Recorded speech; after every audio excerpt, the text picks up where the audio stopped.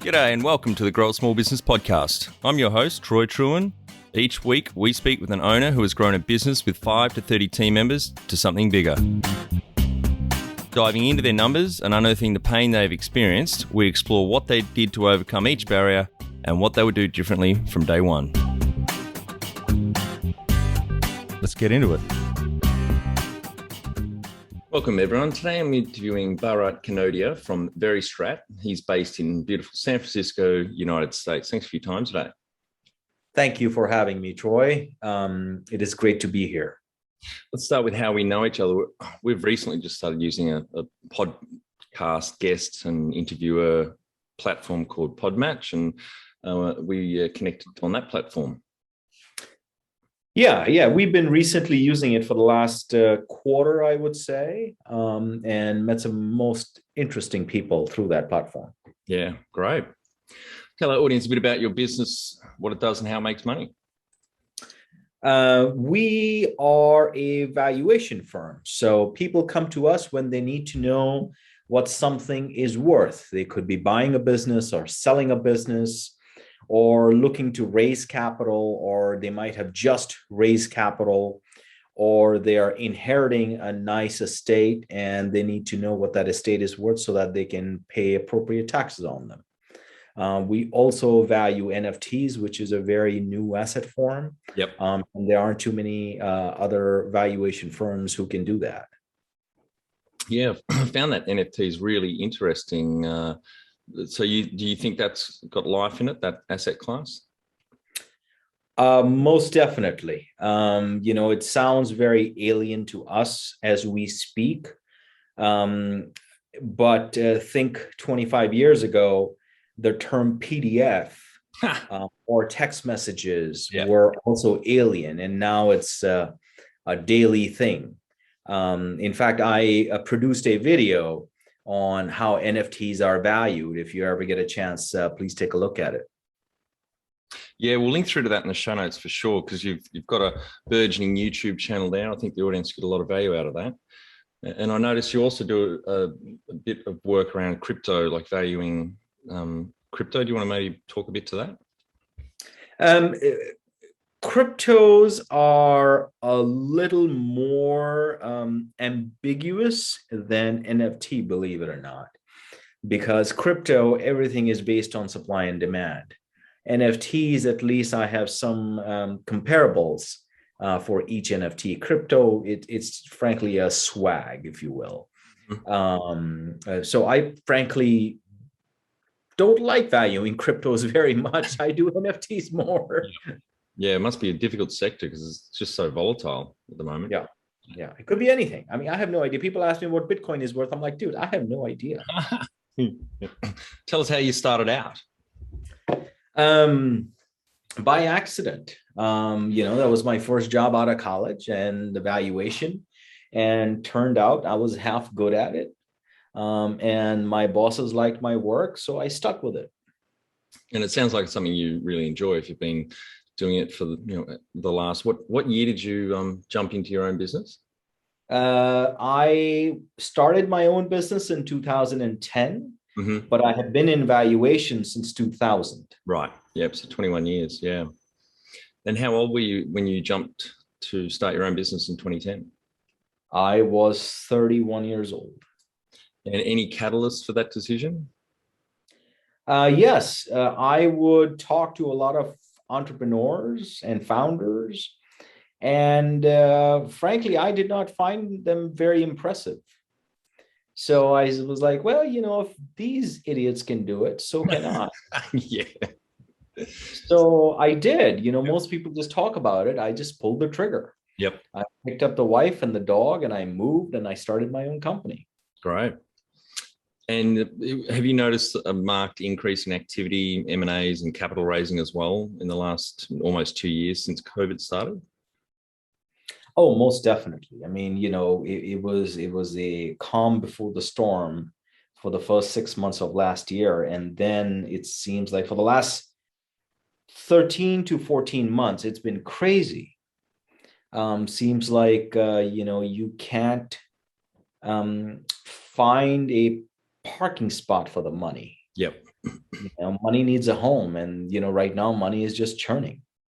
Well, interest rates are so low, investors, even through to crowdfunding, I've noticed. I thought with COVID, crowdfunding, for example, would take a dip, but it's just gone the other way. And a lot of high net worths, a few of the companies that I work with at the moment are raising capital, and we've been surprised. We've got high net worths approaching us. We haven't even really gone out to the network yet. And so people want their money to be getting a return for them. So they are looking at some riskier assets other than just parking cash in the bank.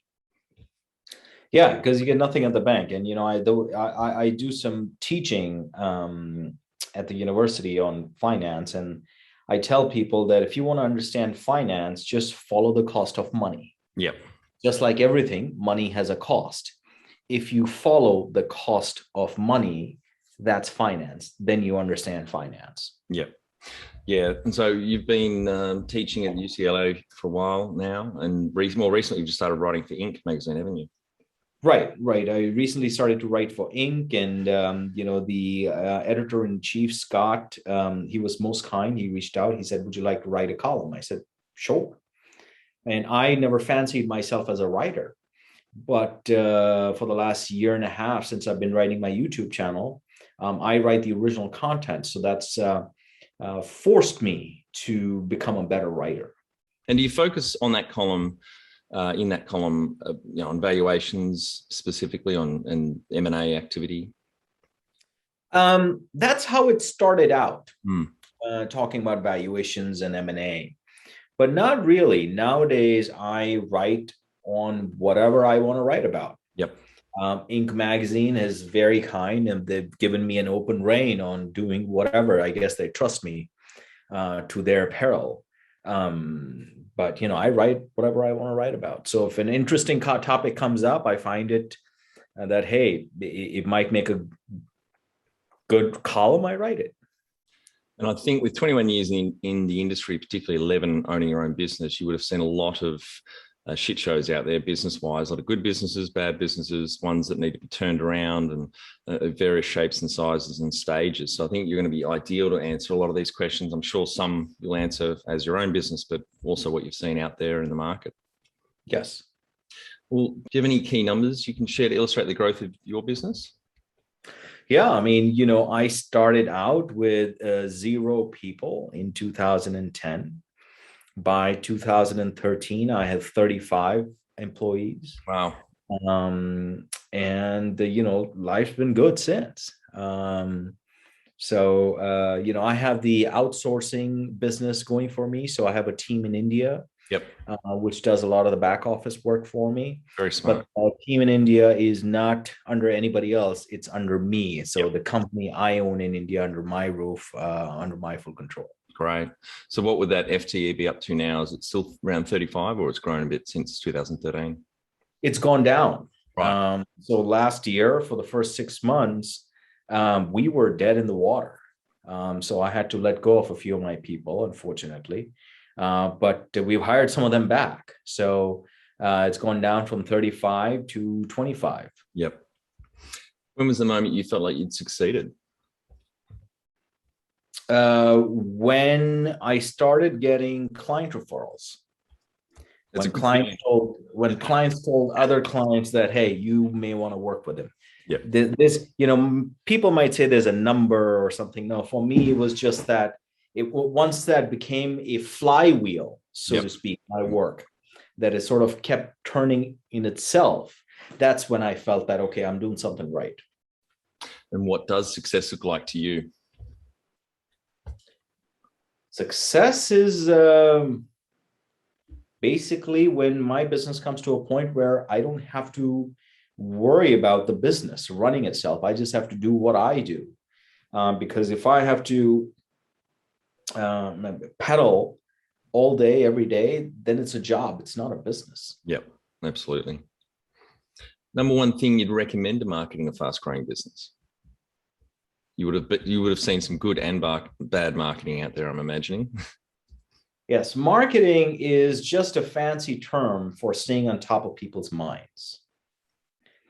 So if you can figure out a way to stay on top of people's minds who are important to your business. Now, that doesn't mean the whole world. Yep. That means your current clients, your prospects, if you can find a way to touch them every day, every week, twice a week, whatever works for you, whatever frequency works for you, that's marketing. I love Jeff Bezos from Amazon's quote, your brand is what people say about you when you're not in the room. Yes. And you've been on marketing, you've been getting into YouTube a lot in the last year or so?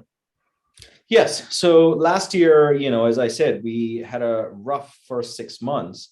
So as a business owner, I had to come up with something dramatic. I had to do something. And despite looks, I am fairly shy. But you got to put yourself out there, unless you do that, because if you don't toot your own horn, nobody else will. Yeah, exactly. So you just got to be out there and drumming up business. So YouTube was one channel that allowed me from one to many distribution, right? It's a global platform. So I just doubled down on YouTube and video marketing. Great. And so it sounds like you're enjoying it. And how big's your audience now you're following on that channel? The subscriber base is about 250. Wow. But the highest views we've gotten on a video is about 10,000. Yeah, great. Yeah, fantastic. How did you fund your business? Self-funded. It's my money. Mm-hmm. And if you were to start up today with plenty of funding, would you go into your industry?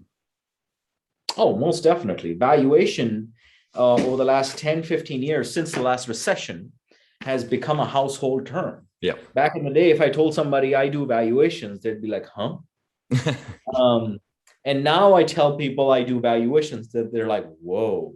I'm like, okay, well, that's the difference 12 years makes.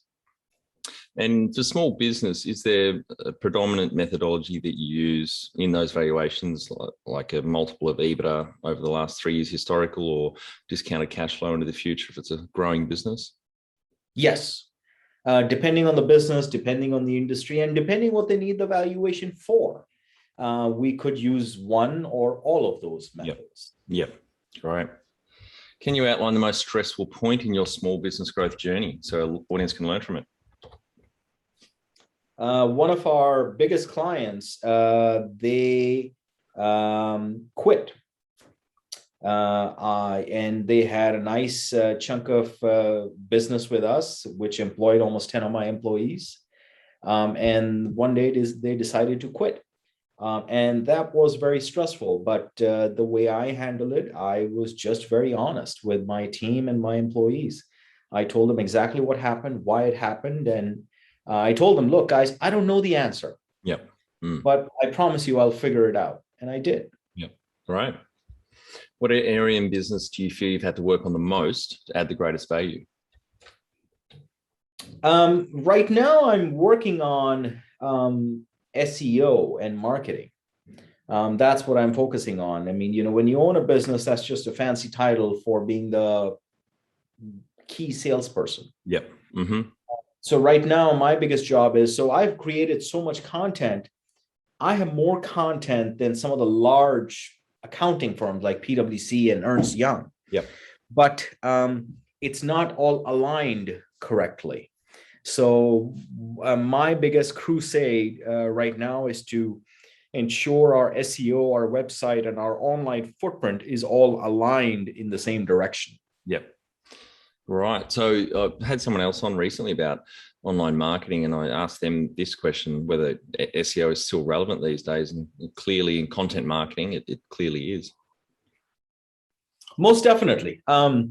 Except back in the day, you could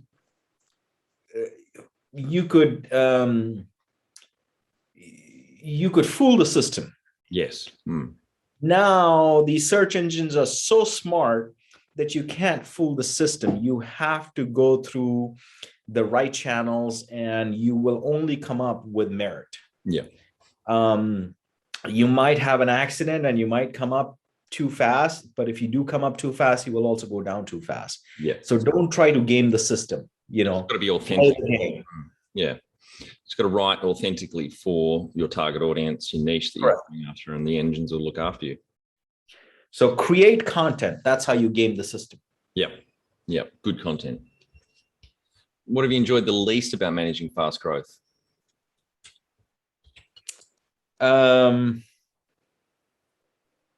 People telling me it's not growing fast enough. And what do you love most about growing a small business? Oh, it's awesome. It's like watching a baby grow. It's like watching watching your blooming tea blossom. Yep. It's your baby, and you see it walk, you see it crawl.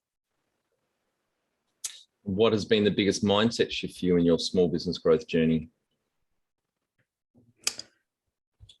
For me, the biggest thing nowadays is if I want to do something, I do it every day. If I am working on an initiative, I have to work on that initiative every day.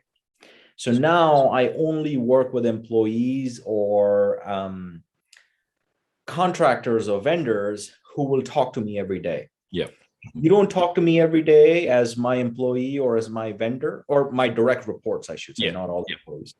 As my direct report or as my vendor or as my service provider, I don't work with you. Yeah. Mm-hmm. So I have a standing call, 30-minute standing call with all the people I work with on a daily basis. And yes, once in a while we skip. It's no big deal if we skip. Mm-hmm. But you can have a flat tire on a Monday. Yeah. You might have a flat tire on a Tuesday. But if you have a flat tire on a Wednesday also, I'm going to question you. Yes. Yeah. What's the number one habit you think a small business owner needs to develop and maintain? Patience. Mm. Patience. The problem is, in everything in this world promises you a quick fix.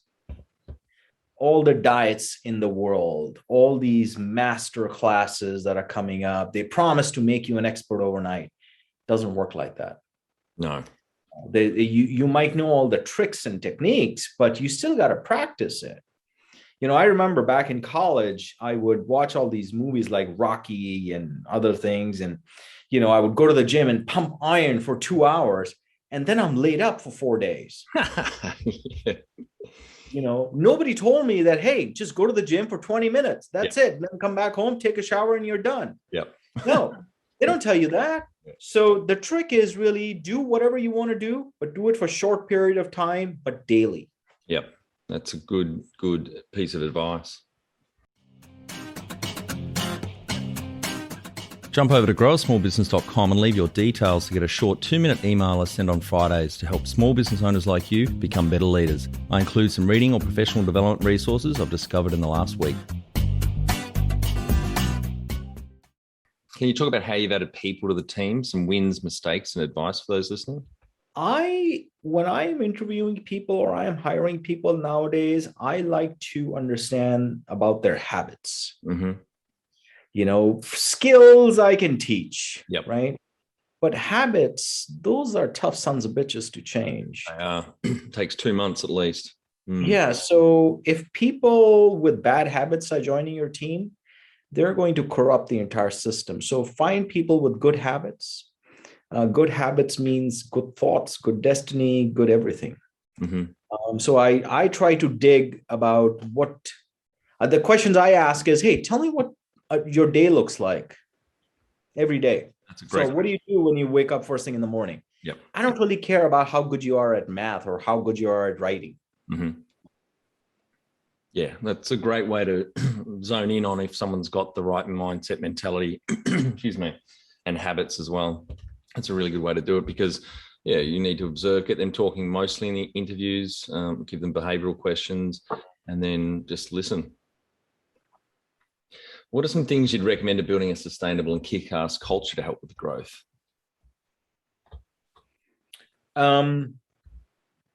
Touch base with your people every day. Mm-hmm. Now, it doesn't have to become a chore, right? You touch base and there's nothing to talk about, there's nothing to talk about. But if there's something to talk about, you talk about it. Yep. Don't let it fester. Don't make it a 2-page email when it's a 2-minute conversation. So just touch base, have a scrum call with your direct reports or your team every day. It doesn't have to be a 2-hour meeting, could be a 3-minute meeting, but touch every day. Tell our audience how you've handled balance. it's a work in progress. But the little balance I have is for the last 1 year, I've been learning this exact secret of mine, that the reason I've been able to put out so many videos is because I talk to my production team every day. I talk to my operations team every day. I talk to my script writers every day. I talk to my copy editor every day. So whatever I want to do, whatever initiative I do, I talk to them every day. That's how I'm successful today. You know what, the progress we've made in the last 18 months is because of that. How much professional development have you invested in yourself over the years? Too much. Too much. Every day, I mean, you know, I'm developing myself. You know, every day I'm writing, every day I'm reading, every day I'm learning. After a certain point in your career, you don't need more degrees and certifications. You just need to be aware of what's really happening. And that doesn't mean the news. Sometimes the editorial comments are better than actual news, which are not factual at all. Yep. Yeah. Have you had mentors or coaches along the way? I've been wanting to hire coaches, but coaches frankly ask for too much money. Yep. So, you know, I wanted to hire one coach. They're asking me $5,000 a month. I'm like, $5,000 a month? What? So I need to find someone I can relate with. Yep. Yeah, that's very important. You have a board of directors or advisors at the moment? No. Now, you haven't exited the business, but you have obviously seen a lot of businesses sell and people jumping into businesses. Do you give any advice to our audience about someone thinking about exiting, or, you know, what they should do to help prepare, and any tips? Start early. Yeah, how long? And that's a good point, actually. If someone's thinking, oh, I want to sell, just generally, obviously, it can be industry specific, but how long should they be expecting for the process to take? Start at 3 to 5 years ahead. 2 to 5. Yep. Mm-hmm. Yep. 3 to 5 years ahead, because it'll take you a while to get things done. And what are any other big things they should think about systematizing the business? There are two things that makes the business very sellable. One, you need consistent cash flow. Mm-hmm. You need to set up a business model which makes your customers or your clients pay you on a monthly or a quarterly basis. Yep. Two, you need to set up systems and processes so that you can service those clients and customers on autopilot. Yes. And not every business can run 100% on autopilot, and not every customer can be a consistently paying cash cow. I understand. But how close can you get to that 100%? Yep. 60, 70, 80. Don't just drop the ball because you can't get to 100%. Try 80, try 70, try 60. Yeah. Yeah, great. All right, Bharat, we're on to our final 5 questions. What do you think is the hardest thing in growing a small business? Controlling your own mind. Favorite business book which has helped you the most?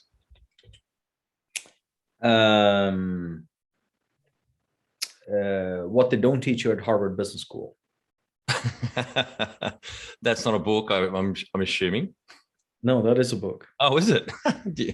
We'll add that one in the show notes. I've not heard of that one before. I think Mark McCormack. Right.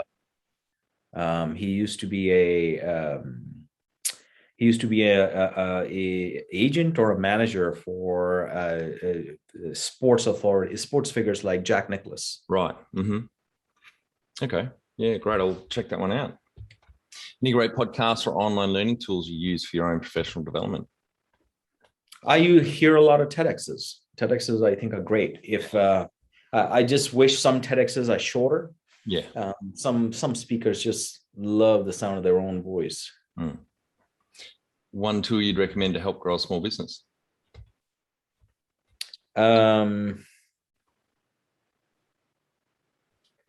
Calendar reminders.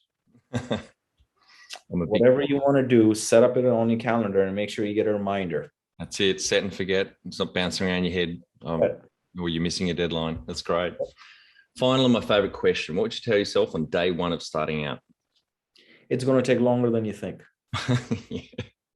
Yes, I think that's the advice I would have given myself 21 years ago as well. Yeah.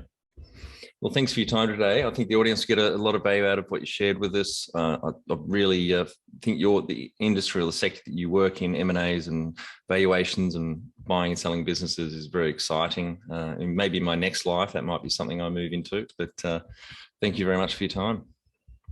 Thank you, Troy. And I also want to share that I've been blessed with a great network. So if you are looking for a particular type of advisor or a person to tap into, reach out to me. I'm always happy to open my network to others. Yeah, great. Thank you very much. I'm sure the audience will take heed of that. Fantastic. Thank you. Thank you. That's it. Thanks for listening. Please leave a review in iTunes or whatever platform you listen to us on. It means more small business owners will find our cast and help people with their business growth journey.